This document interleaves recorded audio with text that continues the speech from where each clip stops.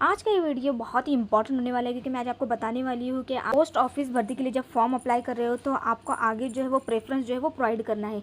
तो बहुत सारे लोगों को जो है इसमें दिक्कत आ रही है, तो इसीलिए मैंने ये वीडियो बनाई हो कि आपने प्रेफरेंस जो है वो किस तरह से देना है।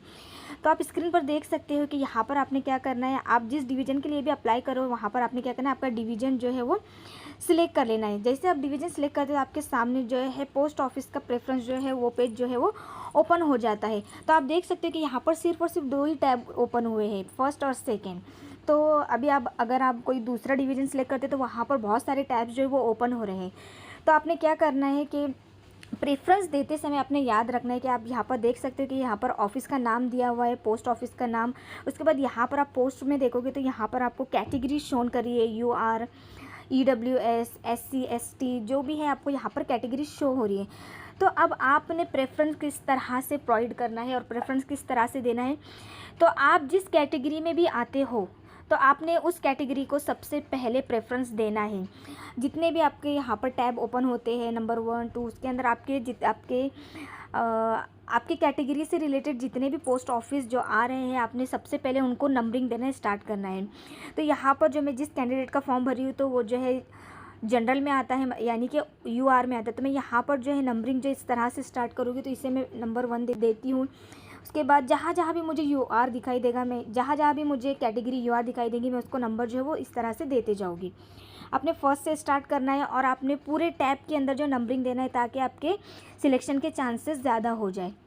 उसके बाद यहाँ पर 4th नंबर डाल देती हूँ, उसके बाद यहाँ पर 5th। इस तरह से आपने क्या करना है, जितने भी UR कैटेगरी के जो आपको पोस्ट ऑफिस दिखाई दे रहे हैं आपने यहाँ पर उसे नंबरिंग जो है वो प्रेफरेंस जो है वो देते जाना है। अब आप यहाँ पर देखोगे कि EWS जो है सेकेंड वाला, उसके नीचे 7 के नीचे जो है 8 नंबर पे EWS आ रहा है, तो मैं उसे छोड़ दूँगी, मैं उसे लीव कर दूँगी। और उसके बाद मैं क्या करूँगी, नीचे वाले पर क्लिक करके इसे 8 नंबर का जो है वो प्रेफरेंस दे दूँगी। उसके बाद फिर से EWS आ रहा है, मैं उसे छोड़ दूँगी। अब मैं सेकेंड वाले पेज के ऊपर जो है वो जंप करूँगी। तो जैसे ही मैं सेकेंड वाले टैब के ऊपर क्लिक करती हूँ तो मेरे सामने फिर से जो है प्रेफरेंस का जो है पेज ओपन होगा। तो देखोगे आपके सेकेंड वाले के अंदर सिर्फ और सिर्फ एक ही और वो भी UR का है। तो मैं यहाँ पर इसे दे देती हूँ नंबर 9। ठीक है, इस तरह से आपने जो है प्रेफरेंस जो है सबसे पहले अपनी कैटेगरी को देना है। जैसे आप अपनी कैटेगरी को नंबरिंग देकर एंड करते हो, उसके बाद जो बचे हुए जो फील्ड है, उसके बाद जो बची हुई कैटेगरी उसको भी आपने नंबर देना, उसे एम्प्टी नहीं छोड़ना है ताकि आपकी सिलेक्शन में चांसेस ज़्यादा हो जाए। तो अब मैंने क्या किया कि जो अनरिजर्व जो है पहले उनको प्रेफरेंस दे दिया, जनरल में आती थी तो इसीलिए। उसके बाद आपने क्या करना है, मैंने ये EWS की जो फील्ड थी, EWS का जो ऑप्शन था पोस्ट प्रेफरेंस उसे खाली रखा था, तो उसे मैंने खाली नहीं रखना है, मैंने उसका आगे का नंबर देना है। तो पिछले वाले पेज के ऊपर मैंने 9 दिया तो यहाँ पर मैं इसे 10 दे देती हूँ और यहाँ पर इस EWS को मैं 11 दे देती हूँ। इस तरह से जो है आपका प्रेफरेंस जो है आपने देना है। याद रखना है कि आप जिस कैटेगरी में आते हो उसी कैटेगरी को आपने सबसे पहले प्रेफरेंस देना है और बाकी के जो बॉक्स है उसे आपने एम्प्टी नहीं छोड़ना है। आगे के नंबर जो है वो अलग अलग कैटेगरी को आपने देते जाना है। और यहाँ पर सिर्फ 2 ही टैब ओपन हुए हैं, लेकिन अगर आप दूसरे किसी डिवीज़न के लिए अप्लाई करते हो तो वहाँ पर बहुत सारे टैब्स जो है और पेजेस जो है वो ओपन होते हैं। तो आपने सारे के सारे पेजेस के ऊपर जो है वो प्रेफरेंस के नंबर देना है, किसी भी एम्प्टी नहीं रखना है। उसके बाद आप यहाँ पर देख सकते हो कि सिलेक्ट सर्कल यहाँ पर ऑलरेडी महाराष्ट्र आ रहा है, सिलेक्ट डिवीज़न आ रहा है।